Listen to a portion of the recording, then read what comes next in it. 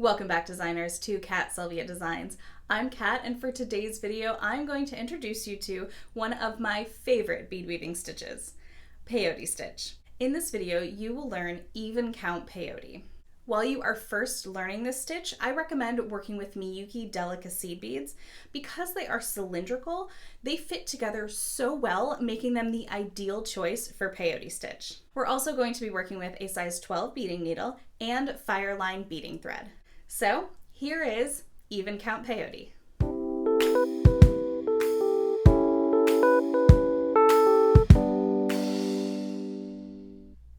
I want to start today's video by showing you a finished example of a pattern I created, and you can get this as a free download over on my website, and I'll leave that link down below. But what I want to show you is how those Miyuki delicas really just fit together like little bricks. This is not to be confused with brick stitch, although it can look very similar. The process is very different, but I just want you to be able to see what it looks like in a finished design so you know what we're working towards here. So today I have my 3 colors of my Miyuki Delica seed beads in the 11-0 size. I have a stopper bead, and I'll tell you what that's all about in a second. I have my size 12 beading needle with my Fireline attached to it, and today I'm going to be working with the smoke color. They also have crystal, and the only difference is that it really depends on the color of your beads that you're going to be using, but I'm going to show you what that's all about in just a second as well. All right, so if you have everything ready to go, let's do even count peyote. The first step to peyote is we are going to add a stopper bead. Now I'm going to pick up this little 8-0 seed bead that I have here, and I'm going to let it fall towards the bottom of my thread. Now I'm going to leave about an 8 to 10 inch tail, and you can leave a tail as long as you need, but just keep in mind that per the design you're working with, this is what you're going to use to attach your clasp later. So keep that in mind. So if you want to leave an extra long tail just in case, feel free to do that. This is your opportunity to be prepared.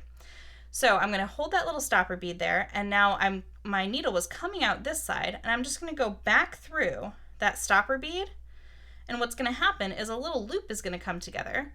And now when my beads fall to that little bead right there, it's going to stop them, hence stopper bead. So now that that's all taken care of, we are going to pick up the first 2 rows of our pattern. So now you can see on screen the pattern that we're going to be making, and I did it on purpose this way, and I'm going to talk you through why these garish colors, but there is a rhyme and a reason, so just follow along with me, and if it helps, you can take a little screenshot of that so you can keep it sort of nearby. Okay, so we are going to pick up the first 2 rows of that pattern, and what that means is we're going to pick up 1, 2, 3, 4, 5, 6, 7, 8, 9, 10, 11, 12, 13, and 14.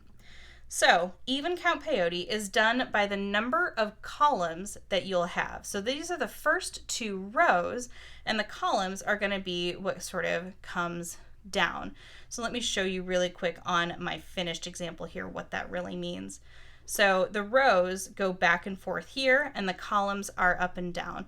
So when you're looking at an even count, the even number, so 14 in this case, or it could be 16, 20, whatever it is, that means that this is even count. Now if this is 15, that's odd count, and that's going to be a different video.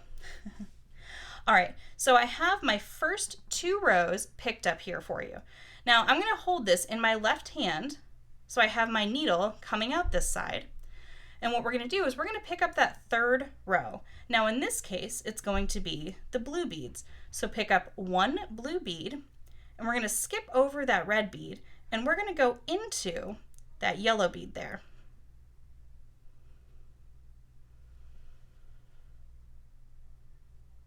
And what's going to happen is it's going to come down and kind of sit right like a little trio there on the end. You see that? Okay.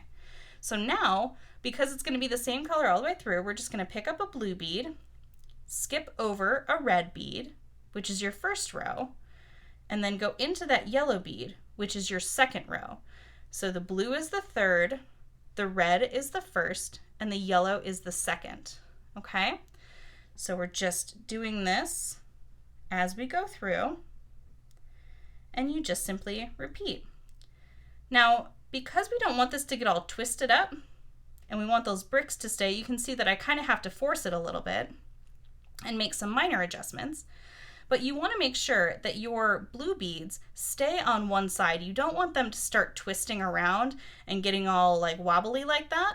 We want to keep them straight so that our pattern will form in the correct way, right? Okay. So adding our blue beads, going into our yellow beads, skipping over the red. And again, this will just be dependent on your pattern that you're working with. But I wanted to, like I said, make these very primary colors so that they could stick out for you. Okay, and again, I'm just sort of adjusting, keeping some good tension, not crazy tension, but good tension. There we go. Keeping those blue where they're supposed to be. You can see it kind of start to curve a little bit as I pull it really tight like a little caterpillar. Now for this last one, don't worry about that stopper bead. We're just going to pretend he's not there, right? So we have this working for us right now. Okay, so you can see that it's a little wobbly. It could twist, but what we've created is we've created up and down beads. You'll often hear people talk about that as they're talking about peyote. Now we're ready to add our fourth row, and for this pattern, it's going to be the yellow beads. So you're going to pick up a yellow bead, and you're going to skip over a yellow bead and go into the up bead, which in this case is that blue bead. So this is your next row there. So now you're picking up a yellow and going into a blue. And you can see how much easier it is now that it's not as wobbly because we are using those up beads to our advantage, so we don't have to kind of sneak our needle through there.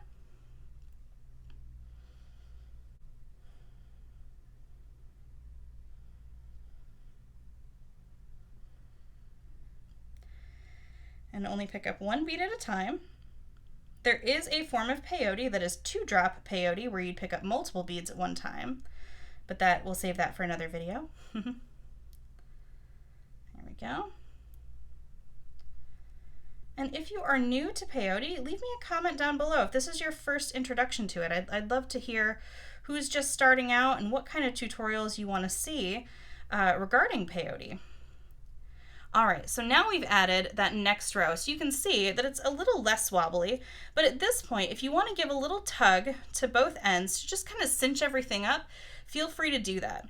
I do get a lot of questions about tension, and you'll notice as you start to develop, you'll need to have things be a little tighter or a little looser. You never want to make it too hard on yourself to get your needle in there, to kind of, what am I trying to say? You don't want to make it too hard to get your needle in there so that your needle breaks, in essence. So you can see that it's kind of, you want it to be a little fluid. I showed you on the finished piece that it looks a little bit like fabric, you know. So now I'm just following along the pattern and adding the next row, and you can see how fast I'm going now that we have not only our pattern developing, but those little up and down beads, and you're always going to be working with the up beads in peyote. So makes it nice and easy. It's a very elegant stitch. I quite like it. All right, I'll just do one more here.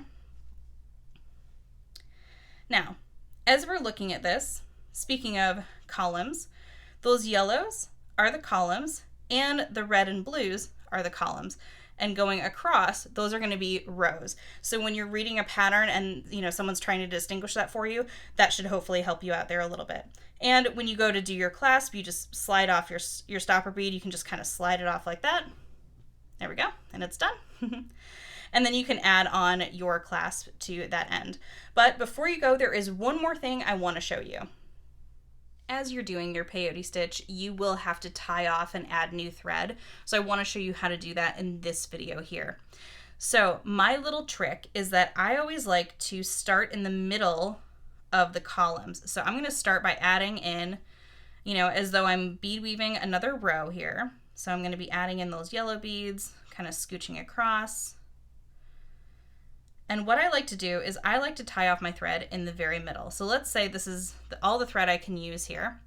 So now what I'm going to do is before I add another yellow bead, I'm going to sneak my needle behind, and this is why you don't want your tension to be too tight. I'm going to sneak my needle behind so it comes up through the middle between that blue, red, and yellow seed bead there, because I want to catch that thread.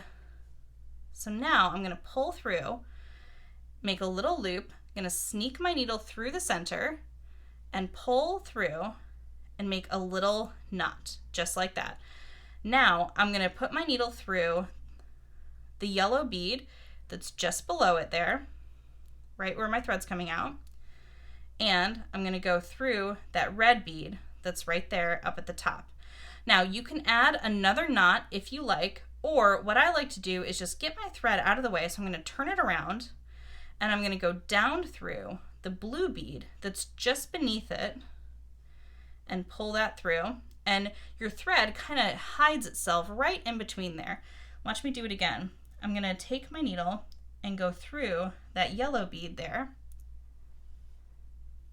and pull it through, and that thread just kind of pops away. Now here's one of my favorite little tools. This is a thread zap. Now this is by the Beadsmith. It's really my favorite tool to use when I'm bead weaving, if I'm adding and cutting off thread. So I'm going to remove the safety here, so just set that aside. And then what happens is, I want to show you this to you really up close before I put it on my piece. You're going to slide this up and an end emerges, and you can see it heat up there. So this is going to burn that thread, okay? So if you are a kiddo, please ask an adult for help with this. So what we're going to do is we are going to bring our thread in here. So I'm pulling it back, pulling it out of the way. I have my thread. Give it a second to heat up. Watch your fingers, please be careful. And we're just going to zap that thread. Okay? So now when you look at our piece, no thread, right? All gone. Okay, so that was getting rid of one piece of thread. Here's how we're going to add and keep going. So I have another needle here with some more thread. So you can see that we need to continue by adding a yellow bead right there. That's where we left off. So what I like to do is, knowing that I'm going to weave this way, I like to start my needle going this way. So I'm going to start back a few beads here, and I'm going to go down through this yellow bead here in that second column, or rather that second column of yellow beads. And I'm going to pull that through, and I don't need a very long tail because I'm just going to zap that off here anyway, so just a couple inches is fine. Now I'm going to go through, going the opposite direction of that yellow bead that's right on top of it. String through. Same thing as we did before. I'm going to go down, and I'm going to create that little loop. I'm going to go through. I'm going to tie a knot. Now I'm going to go down through the red bead,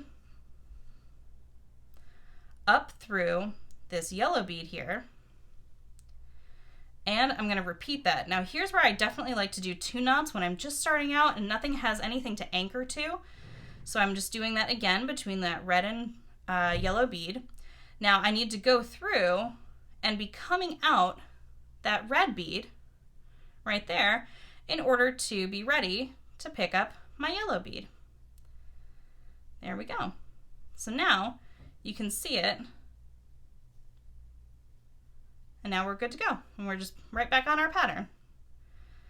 And then at the end, you can go back and you can zip off zap off rather, all of these extra little threads, or you can do it now. It's entirely up to you, your choice. But the last thing I want to point out to you is, let me get my other example out here. So I did, oops, I want to always put our safety back on. Safety first, please. What I want to show you is on the thread here. So you can see I used the smoke because I wanted you to be able to see it. But on the side here, you'll see that thread. That's the only place you're going to see the thread. Now, if I was just working with the black and red beads on the ends, that would be the ideal choice, the smoke, right? Because you can't really see it as much. Same over here, I used crystal. Now, I had to make a choice to use the crystal for the white beads, but you can see it a little bit along those blue and gold beads. But, you know, you make a choice. I think crystal was the way to go. Anytime I'm working with white or black, I tend to go crystal or smoke, respectively. So that is it. There you go. That is how to do even count peyote. Thanks so much for watching, designers. If you liked this video, be sure to give it a thumbs up and subscribe. I have new videos coming out every single Wednesday, so be sure to hit that notification bell to know exactly when it drops. If you have a question or comment about today's video or any other design question you might have, be sure to leave it down below. And finally, everything you've seen here today is in that description box for you. Thanks again for watching, and I'll see you in the next video.